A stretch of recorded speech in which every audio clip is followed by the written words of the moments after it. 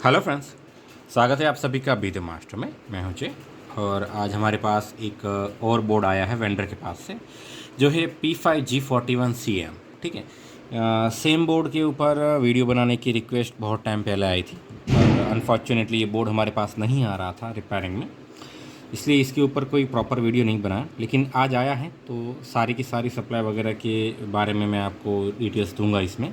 ठीक है, वीडियो थोड़ा लंबा होगा क्योंकि रिपेयरिंग भी करना है और साथ ही साथ में हमें ये वीडियो किसी पर्टिकुलर एक पर्सन को भी देना है। ठीक है, तो ये बोर्ड में दिक्कत क्या होती है, ये ज़्यादातर रिपेयर नहीं होते हैं। अगर कॉमन प्रॉब्लम है इसकी कुछ वो होती है तो ठीक है, अदरवाइज़ ये रिपेयर नहीं होते हैं।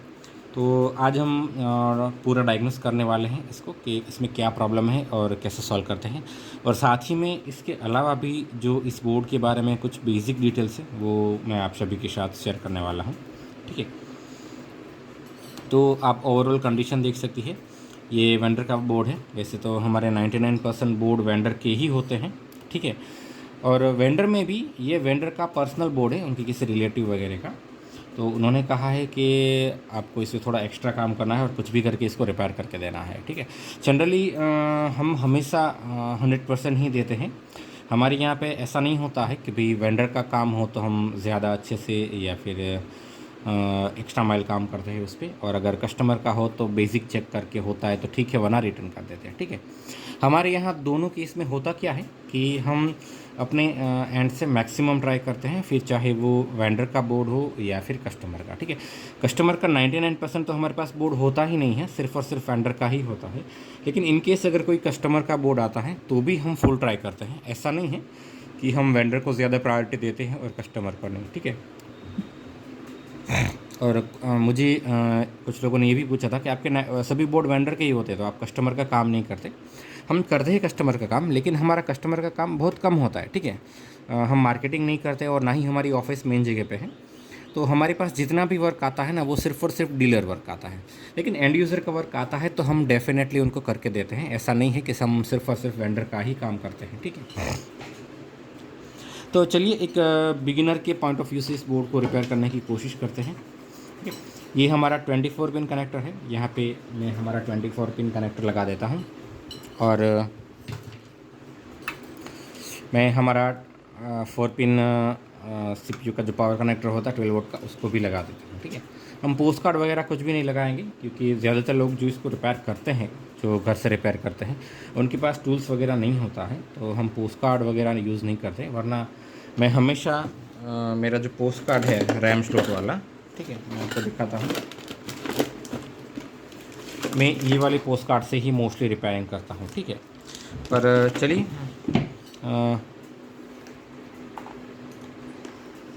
अभी हम वो नहीं लेंगे। ठीक है,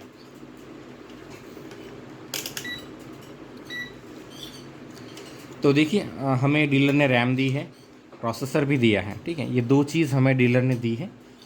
उनका फ़ैन थोड़ा डैमेज जैसा था, इसलिए मैंने उनको रिटर्न कर दिया और उनको बोला कि फ़ैन उनको डालना होगा। ठीक है, तो फिर से एक बार मैं आपको इसका मॉडल दिखा देता हूँ। आप यहाँ पे देखिए, ये है P5G41C-M-LX। ठीक है, रिवीजन इसका है 1.00G। ठीक है, तो जब भी आपके पास कोई बोर्ड रिपेयरिंग में आता है, सबसे पहली चीज़ आपको ये करनी है कि आपको देखना है कि इसमें फ़िज़िकली कहीं पे कोई डैमेज है कि नहीं। ठीक है, इस पे दिख तो नहीं रहा है, लेकिन फिर भी आप हर जगह पे चेक कर सकते हो, स्पेशली CPU VRM IC के पास, हमारे IO के पास, हमारे क्लॉक के पास। ठीक है, तो सबसे पहली चीज़ आपको बोर्ड में ये चेक करनी है कि कहीं पे भी कोई भी फिज़िकल डैमेज है कि नहीं। और एक चीज़, इसकी कंडीशन इतनी अच्छी नहीं है तो हम सिर्फ थोड़ा सा ब्रश लगा देंगे यहाँ पे। ठीक है, रैम भी निकाल लेंगे हम।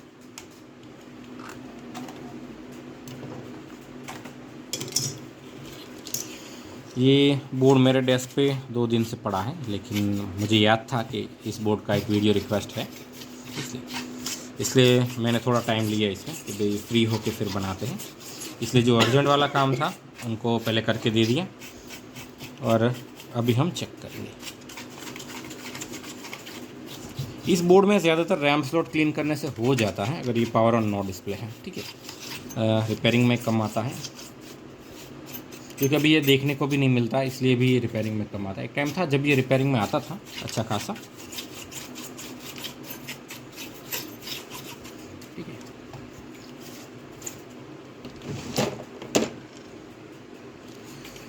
पीछे भी हम देख लेते हैं, यहाँ पे एक माइनर डैमेज का मार्क है, लेकिन ट्रैक वगैरह कुछ डैमेज नहीं है इसमें, दिख तो नहीं रहा है ऐसा कुछ, ठीक है, एकदम क्लीन है।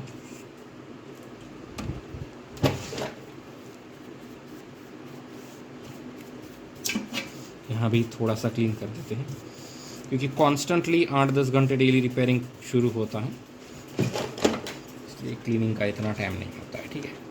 चलिए हमारा 4 पिन कनेक्ट लगाते हैं और 24 पिन कनेक्ट लगाते हैं। और अगर इस बोर्ड में बात करें तो इसमें ड्यूल रैम स्लॉट आता है। ड्यूल मतलब कि ये DDR2 और DDR3 दोनों को सपोर्ट करता है, ठीक है। तो जो डीलर की रैम है वो DDR2 वाली है, एक 2 GB का मॉड्यूल है और एक 1 GB का मॉड्यूल है, ठीक है। तो हम सिर्फ एक मॉड्यूल लगाएंगे अभी, बाद में देखेंगे, ठीक है, शुरू हो जाने के बाद, या लगा ही देते हैं।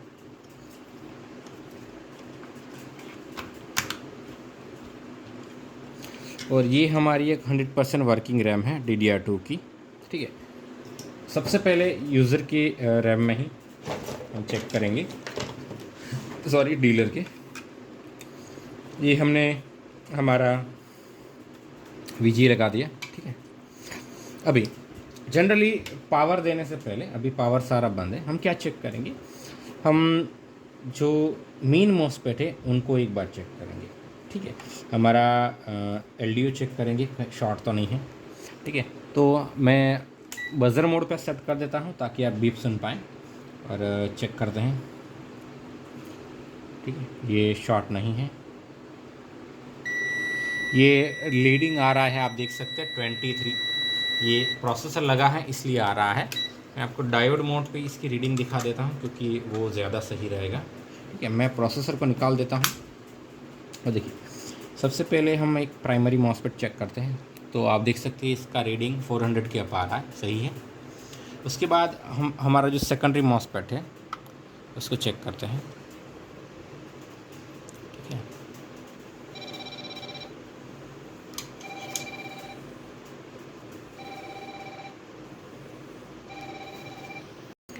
सॉरी फ्रेंड्स, एक कॉल आ गया था, तो सेकेंडरी वाला मॉसफेट चेक करते हैं।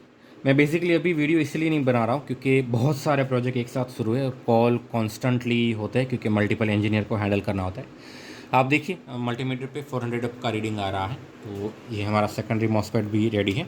यहाँ से भी हम हमारा 12 वोल्ट का सप्लाई चेक कर सकते हैं, देखिए कोई भी शॉर्टिंग वगैरह नहीं है, ठीक है। और हमारा जो 24 पिन कनेक्टर है यहाँ पे, इसकी भी हम सप्लाई चेक कर सकते हैं। देखिए ये 3.3 है, ये 96-97 के आसपास आ रहा है, 100 के आसपास सही है। इसका रीडिंग वैसे कम ही होता है। पर्पल वायर देखिए, इसका रीडिंग 150 सेफ है, वो भी सही है। रेड वायर का भी दिखा देता हूँ मैं आपको, ये देखिए 85 के आसपास है, 87-85, ये भी सही है। अभी 12 वोल्ट वाला देख लेते हैं, देखिए 12 वोल्ट वाला भी सही है, ठीक है। मतलब कि हमारा जो 24 पिन कनेक्टर है वहाँ पे कहीं पे भी कोई भी शॉर्टिंग वगैरह नहीं है, ठीक है। अभी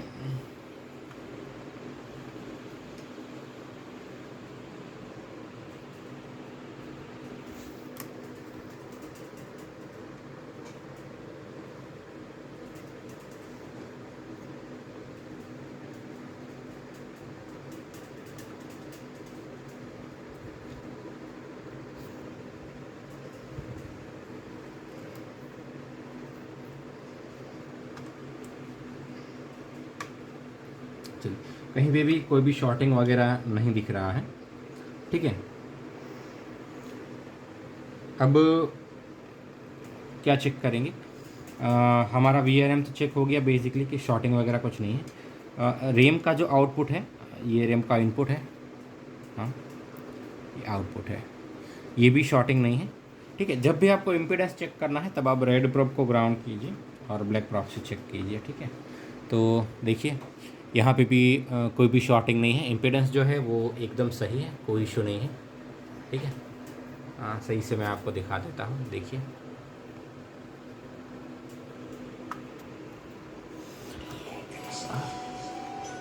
एक मिनट फ्रेंड, दूसरे फ़ोन में कॉल आ गया।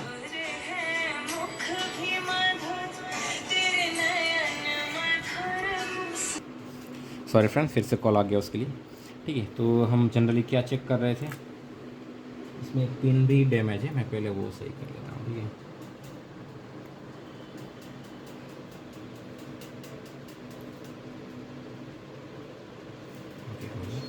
तो मैं बता रहा था कि इम्पीडेंस चेक करना होता है तब रेड को ग्राउंड करना है और ब्लैक प्रॉप से चेक करना है। ठीक है, तो आप देख सकते हैं कि 155 156 तो सही है, कोई इशू नहीं है।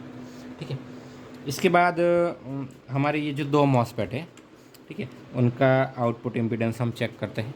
तो देखिए 674 और दूसरे का 142 सही है, आप देख लीजिए। यहाँ पे मैं दोनों चेक कर रहा हूँ।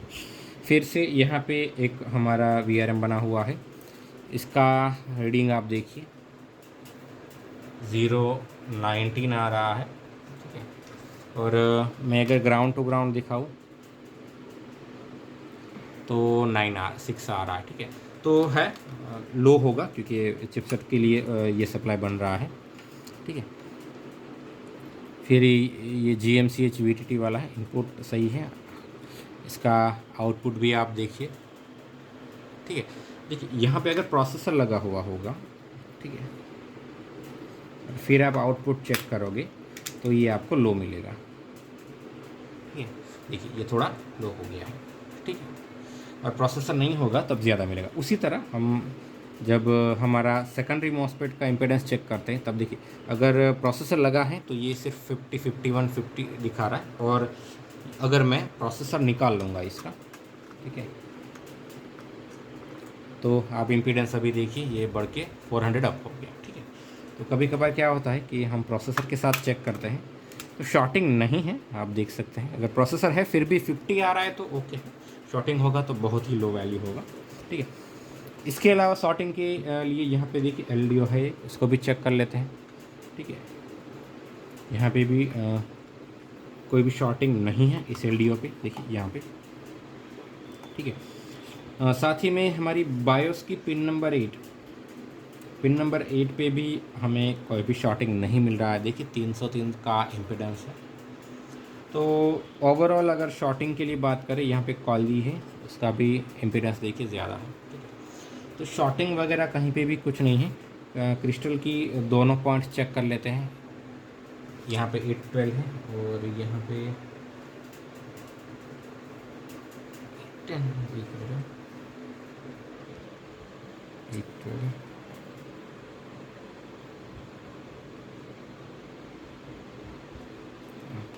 शॉर्टिंग तो नहीं है, बाकी चीज़ बाद में देखेंगे। ठीक है, तो इतनी चीज़ जनरली हमने चेक कर ली। और भी एक चीज़ चेक कर सकते हैं, यहाँ पे B14 पे ज़रूरत तो है नहीं। ठीक है, और रैम सप्लाई का भी हमने चेक कर लिया। तो जो ओवरऑल होता है वो हमने चेक कर लिया, हमें कहीं पे भी कोई शॉर्टिंग नहीं मिला। ठीक है, और एक चीज़ हम यहाँ पे चेक कर सकते हैं, हम गेट टू सोर्स चेक कर सकते हैं कि कहीं पे हमें कोई शॉर्टिंग वगैरह नहीं मिलता है ना, ऐसा भी कई बार देखने को मिला है, तो नहीं। ठीक है, हमें प्राइमरी में से कोई एक और सेकेंडरी में से कोई एक चेक करना है, ये मोर देन इनफ है। ठीक है, आप चाहो तो सबको बारी बारी से चेक कर सकते हैं। तो जो ओवरऑल चीज़ें थी वो सारी हमने चेक कर ली। देखिए 3.3 वोल्ट हमारी जो ऑन ऑफ स्विच पे आता है वहाँ पे भी कोई लो इम्पीडेंस का इशू नहीं है। तो इम्पीडेंस हम जनरली ऐसे चेक करते हैं ओवरऑल। ठीक है, मैं क्रिस्टल की दोनों लेग्स को एक बार चेक कर लूँ, नहीं डिफरेंस आ रहा है। ठीक है, तो ये हुआ बेसिक। ठीक है, तो पावर देने के लिए हम रेडी हैं। मैं क्या करूँगा, हमारा एक प्रॉब है उससे मैं परमानेंटली ग्राउंड कर दूँगा। ठीक है, मल्टीमीटर को DC रेंज पे सेट करेंगे।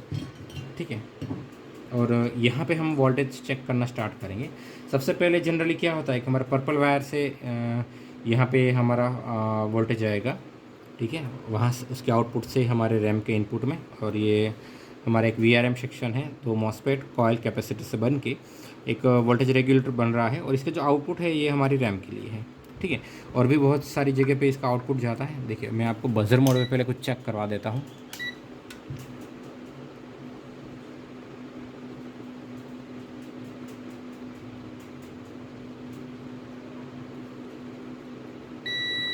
देखिए ये यहाँ पे जा रहा है, ठीक है। यहाँ पे आप देख सकते हैं ये छोटा सा एक कंपोनेंट आपको दिख रहा है थील रेक का, ठीक है। तो यहाँ पे मैं आपको चेक करवाता हूँ। देखिए ये वोल्टेज यहाँ पे जा रहा है, ठीक है। फिर इसका जो आउटपुट है ये बाजू के मॉसफेट पे ही जा रहा होगा, हाँ, ठीक है।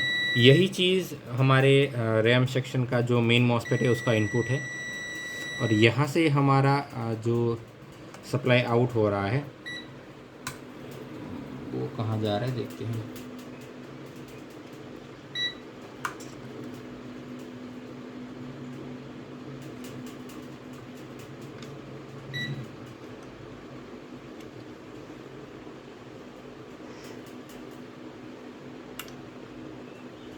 तो 3.3 होगा,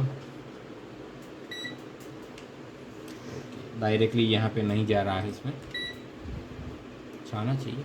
चलिए वो तो वोल्टेज चेक करेंगे तो पता चल ही जाएगा वैसे भी, ठीक है। तो यहाँ से हमारे पावर की इनपुट की सप्लाई होती है, फिर एक वोल्टेज से दूसरा वोल्टेज इस तरह से बनता रहता है, ठीक है। तो चलिए ऑन करते हैं। ये हमने ऑन कर दिया। यहाँ पे आप देख सकते हैं कि PSON का लाइट जल गया है, ठीक है। यहाँ पे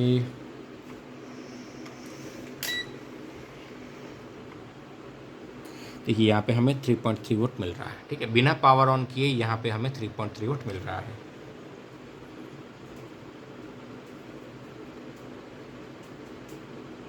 ठीक है, इसका इनपुट है वो 5 वोल्ट है, आप देख सकते हैं। तो यहाँ पे हमारा एक LDO है, ये 5 वोल्ट टू 3 वोल्ट कन्वर्जन करता है, ये 5 वोल्ट में से 3 वोल्ट बनाता है, ठीक है। रैम सप्लाई देखिए बंद बोर्ड में जनरेट नहीं होता है, ठीक है। जब तक हम बोर्ड को ट्रिगर नहीं करेंगे ये सप्लाई नहीं बनेगी, और कोई भी सप्लाई जनरली नहीं बनेगी। हाँ, हमारे जो पावर बटन है वहाँ पे हमें यहाँ पे 3.3 वोल्ट मिल रहा है, देखिए, ठीक है। फिर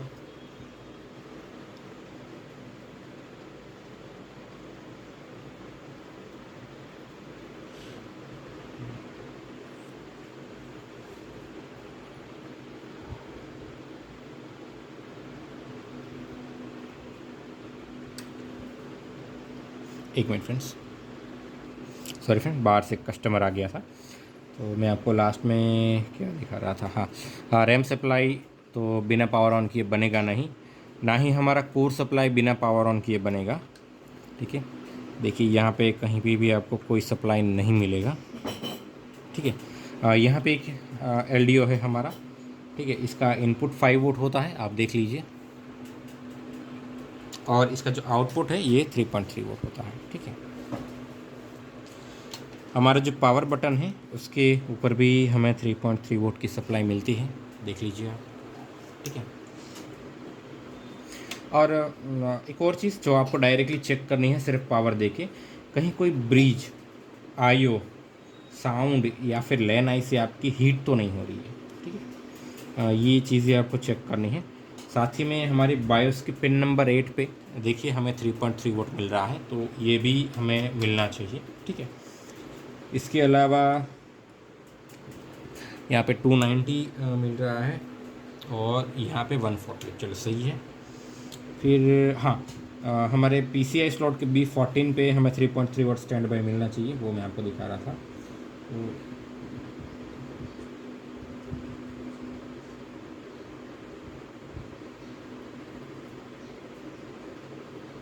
तो देखिए यहाँ पे हमें 3.3 वोल्ट मिल रहा है, ठीक है। तो इतनी चीज़ें हो गई। अभी हम क्या करेंगे, एक बज़र भी लगाएंगे यहाँ पे।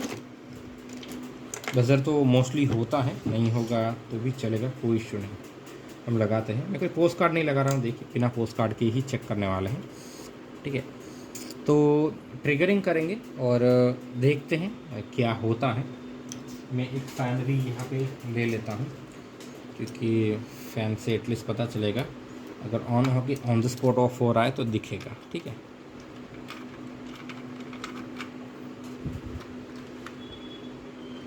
ये एक्चुअली 1150 का फ़ैन है, ये 775 का है, ठीक है। हाँ, एक और चीज़ आपको बताना रह गया, इस मदरबोर्ड में जो प्रोसेसर सॉकेट है वो 775 का है, ठीक है।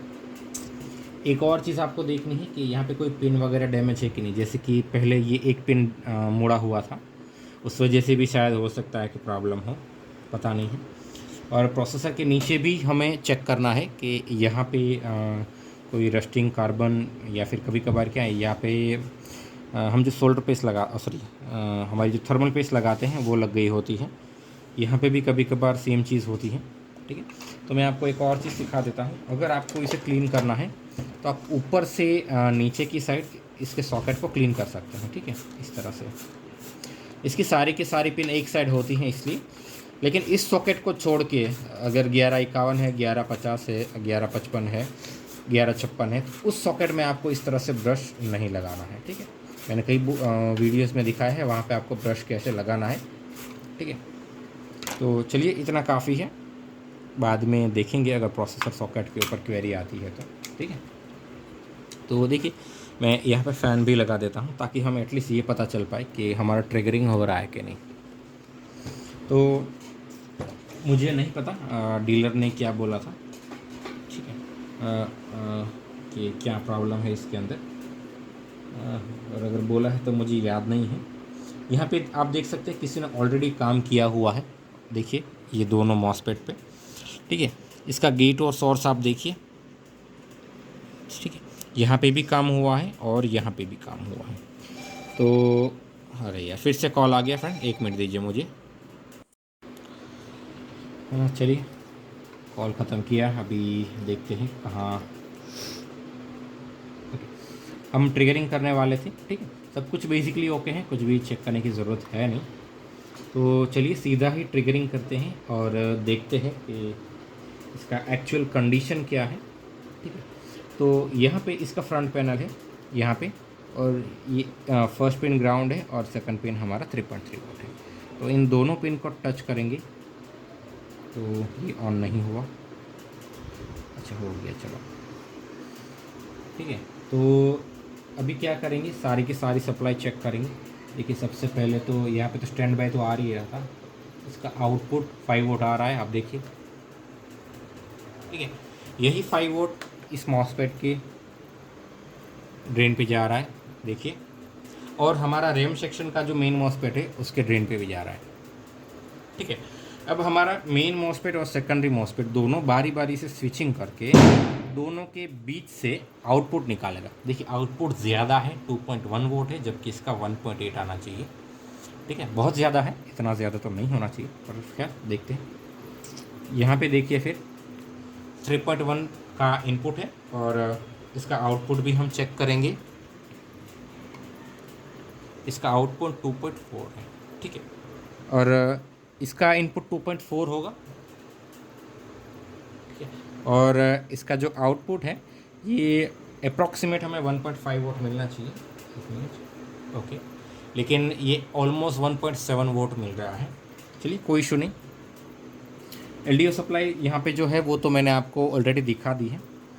फिर ये जो हमारा चिपसेट के लिए सप्लाई बना रहा है वो 3.3 से इनपुट है, देखिए 3.1 समथिंग दिखा रहा है, और इसका आउटपुट बनना चाहिए 1.2 वोल्ट। तो देखिए, ये 1.3 वोल्ट बन रहा है, चलेगा।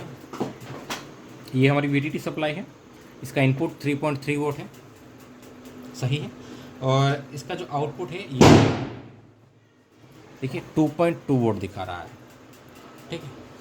चलिए, उसको भी बाद में देखेंगे। ये हमारा कोर का इनपुट है जो कि 12 वोल्ट आएगा, ठीक है।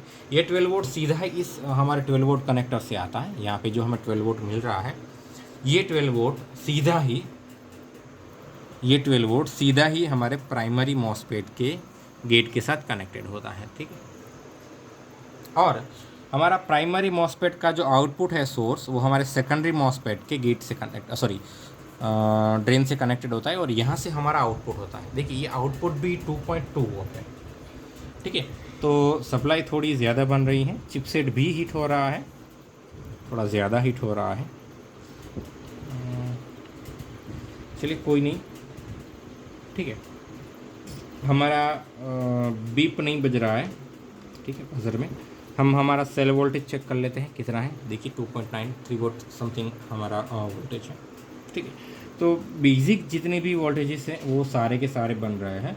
तो सबसे पहला स्टेप क्या रहेगा इसमें, ठीक है, कि हम ये दोनों रैम निकाल देंगे, क्योंकि हमें नहीं पता है ये रैम वर्किंग है या नहीं है। हमारे पास हमारी 100% वर्किंग रैम है, इसको हम लगाएंगे। ये लग गई, ठीक है।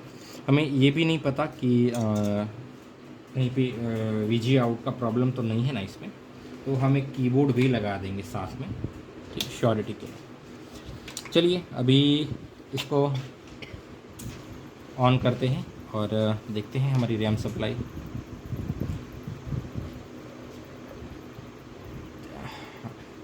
देखिए हमारी रैम सप्लाई बन रही है 2.0, पहले 2.2 2.3 बन रही थी, अभी एटलीस्ट 2.0 बन रही है।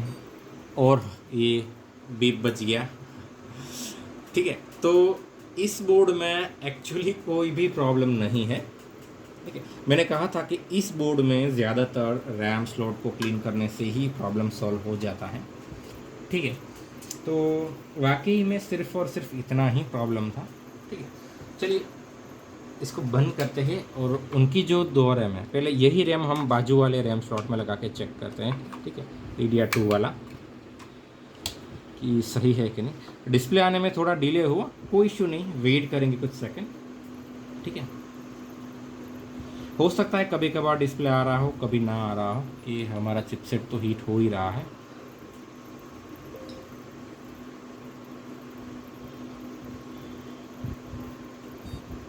देखिए दोनों रैम स्लॉट में डिस्प्ले आ गया, ठीक है। DDR2 वाले जो दो रैम स्लॉट है, दोनों रैम स्लॉट में डिस्प्ले आ गया। इसका मतलब ये है कि ये बोर्ड ओके ही है, ठीक है। चलिए उनकी जो रैम है वो रैम हम बारी बारी से लगाते हैं। रैम नंबर 1 लगाई है हमने, जो 1 GB वाली है, ठीक है। चलिए ट्रिगरिंग करते हैं। देखिए रैम वोल्टेज भी कम हो गया, पहले 2.2 2.3 आ रहा था, अभी 1.6 है। ये थोड़ी देर बाद 1.8 या 2 हो जाएगा, हुआ, ठीक है। तो वेट करते हैं क्या डिस्प्ले आ जाता है इसमें।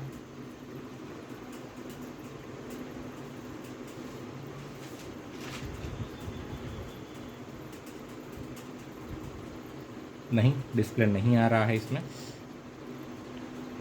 ठीक है। चलिए दूसरे रैम स्लॉट को चेक करते हैं।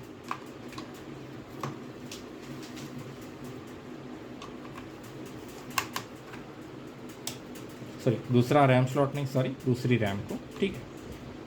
पावर ऑन करते हैं। देखिए यहाँ पे स्टेटस वही होगा, 1.6 होगा, और कुछ ही सेकंड में ये 2.0 या फिर देखिए ये रैम का बीप आना शुरू हो गया, ठीक है। अभी इस रैम को बाजू वाले रैम स्लॉट में लगाते हैं, शायद दोनों ही रैम फॉल्टी है इनकी, इसलिए ये आया होगा, वरना डीलर का बोर्ड है तो एक एक रैम उन्होंने लगा के चेक की होगी।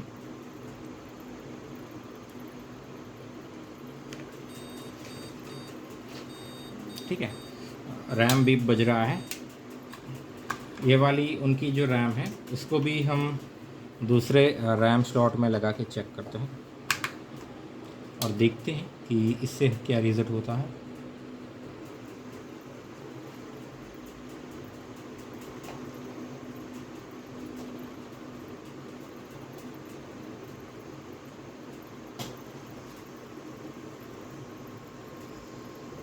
टू वोल्ट दिखा रहा है यहाँ पे, ठीक है। 1.8 तो सही है। देखिए डिस्प्ले आ गया इस रैम में, ठीक है। तो एक काम करते हैं, इसी रैम को बाजू वाले रैम स्लॉट में एक बार फिर से लगाते हैं और देखते हैं कि कहाँ पे प्रॉब्लम है।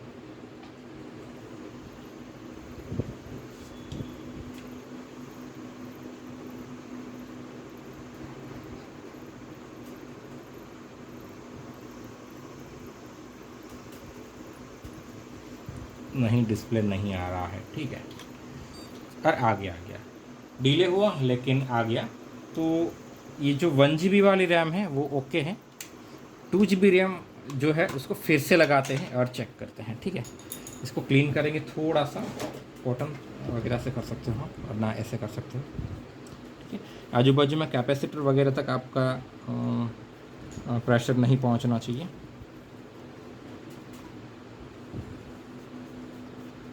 कुछ लोग इरेज़र लगाते हैं, नहीं इरेज़र मत लगाइए, चांसेस है आप रैम को मोड़ दोगे, ट्रैक वगैरह कुछ डैमेज हो जाएगा, ठीक है।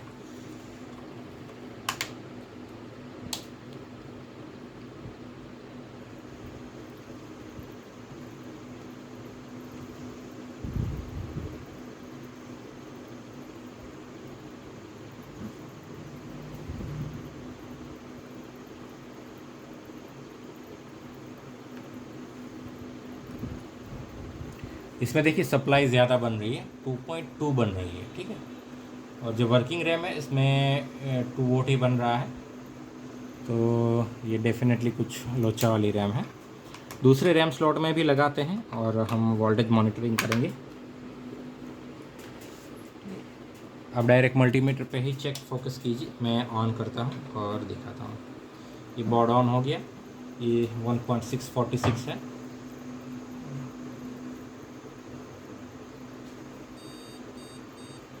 नहीं, दूसरे रैम स्लॉट में ये बीप दे रहा है, मतलब ये रैम बीप दे रही है, नहीं दे रही है, लेकिन फॉल्टी है, ठीक है।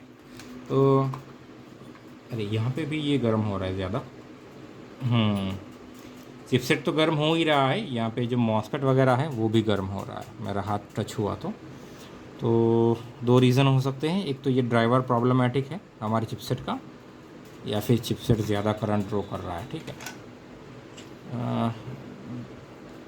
हमारी वाली रैम से तो दोनों रैम स्लॉट में डिस्प्ले आ रहा है, कस्टमर की रैम से भी आ रहा है। एक बार फुल लेंथ फाइनल टेस्टिंग करते हैं, देखिए, और साथ में मैं ये भी चेक कर लूँ कि ये हीट हो रहा है कि नहीं, ठीक है। मैं वोल्टेज मॉनिटरिंग करवाता हूँ, देखिए 1.6 आ रहा है अभी, और ये 2 हुआ, ठीक है। वो जो दूसरी रैम है उसमें 2.2 2.3 हो रहा है, रैम वोल्टेज ज़्यादा हो रहा है। तो देखिए डिस्प्ले भी आ गया, ठीक है। एक और दिक्कत है, और वो ये है कि यहाँ पे ये जो मॉसफेट है ये हीट हो रहा है। तो इस केस में आपको क्या करना है, यहाँ पे जो बाजू में ड्राइवर आईसी है ये वाली, ठीक है, ये इसी की होगी, ठीक है। हम कंफर्म कर लेते हैं, कैसे कंफर्म करेंगे कि इसका जो गेट है दोनों मॉसफेट का, ठीक है, ये गेट ये आईसी ऑपरेट कर रही होगी इस ना किसी रजिस्टर के थ्रू, ठीक है। देखिए यहाँ पे कनेक्टेड है, ठीक है। ये मेन मॉसफेट का गेट यहाँ पे कनेक्टेड है, और जो सेकेंडरी मॉसफेट है उसका गेट, मतलब कि ये वाली जो आईसी है, ये वाली आईसी, ये आईसी हमें चेंज करनी है क्योंकि दोनों मॉसफेट हीट हो रहे हैं। और एक चीज़, ये जो आउटपुट कैपेसिटर है, ठीक है, मैं कंफर्म कर लेता हूँ कि आउटपुट कैप ये नहीं, ये आउटपुट कैप नहीं है, ये तो इनपुट कैप है, ये वाला आउटपुट कैप होगा, ठीक है। यहाँ पे ये वाला, ठीक है, ये भी हो सकते हैं, पता नहीं, चलिए मल्टीमीटर से ही कंफर्म करते हैं कौन सा वाला है। मैं तीनों चेक कर लेता हूँ, तीनों आउटपुट कैप है, ठीक है। ये तीनों के तीनों आउटपुट कैप है।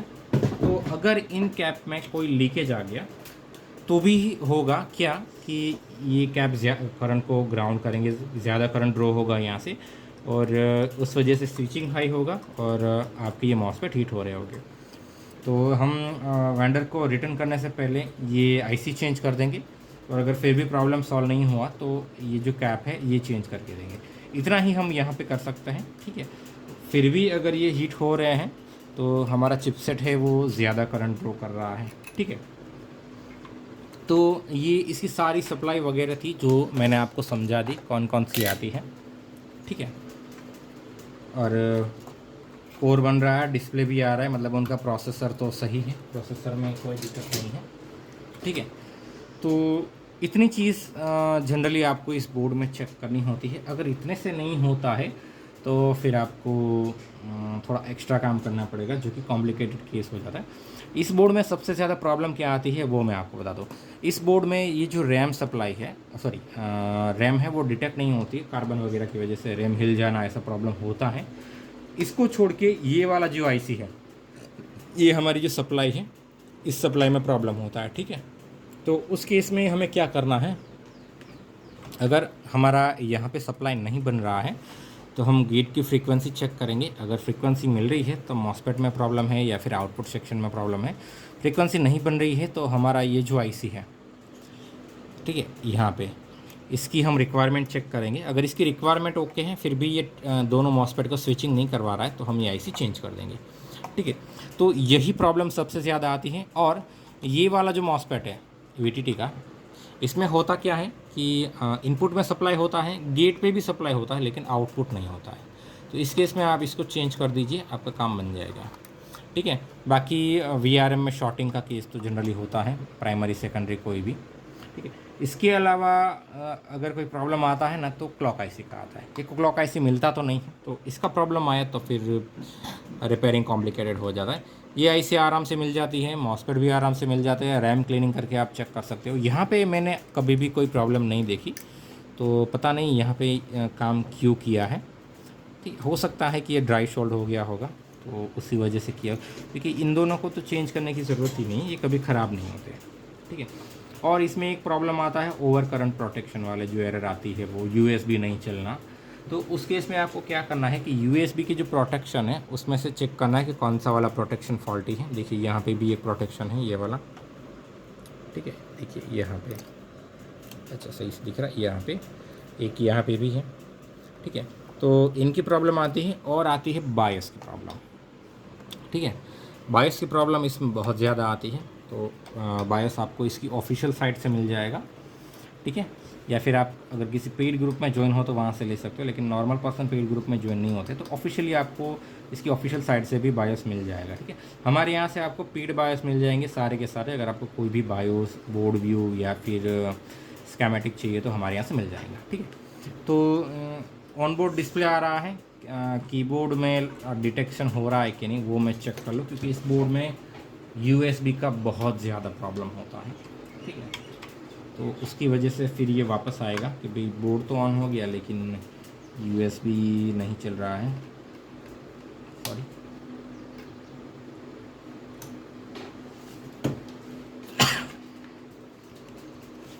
ये बंद हो गया, अच्छा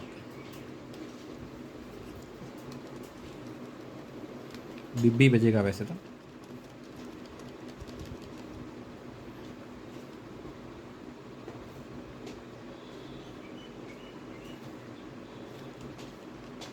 डिस्प्ले नहीं आया, आ गया। देखिए कीबोर्ड डिटेक्ट हो रहा है, ठीक है। तो इसका मतलब ये है कि यूएसबी भी ओके है। मैं दूसरा यूएसबी भी जल्दी से चेक कर लेता हूँ। इसमें लाइट आ रहा है, इसमें नहीं आ रहा है।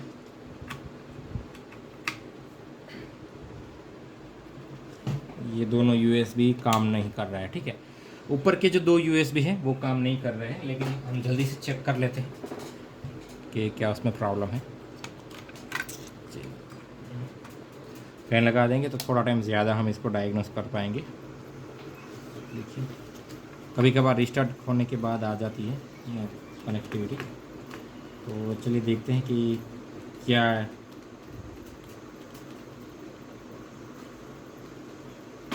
ऊपर के दोनों RAM slot sorry USB working है कि नहीं, देखिए हाँ ये वर्किंग है, ठीक है। अब एक और बाकी है, उसको भी जल्दी से चेक कर लेते हैं। चलिए चारों यूएसबी ओके हैं, अगर नहीं होते तो हमें वो भी काम करना होता, ठीक है। तो इस बोर्ड के बारे में पॉसिबली बेसिक जितना था वो सारा मैंने आपको बता दिया। इसके अलावा अगर आपका कोई क्वेश्चन है तो ठीक है, आप स्कीमेटिक बोर्ड व्यू किसी भी मदरबोर्ड का सर्च कर सकते हैं। जो कुछ भी आपको मिलता है वहाँ से आप चेक कर सकते हैं। अगर सेम बोर्ड का नहीं मिलता है तो उसके नज़दीकी जो बोर्ड है उसकी डिटेल्स भी आप चेक कर सकते हैं, ठीक है। तो इस वीडियो में इतना ही, और आशा करता हूँ कि बेसिक जो डिटेल्स आपको पता होनी चाहिए इस बोर्ड के बारे में, P5G41CM LX रिवीजन 1.00G, ठीक है।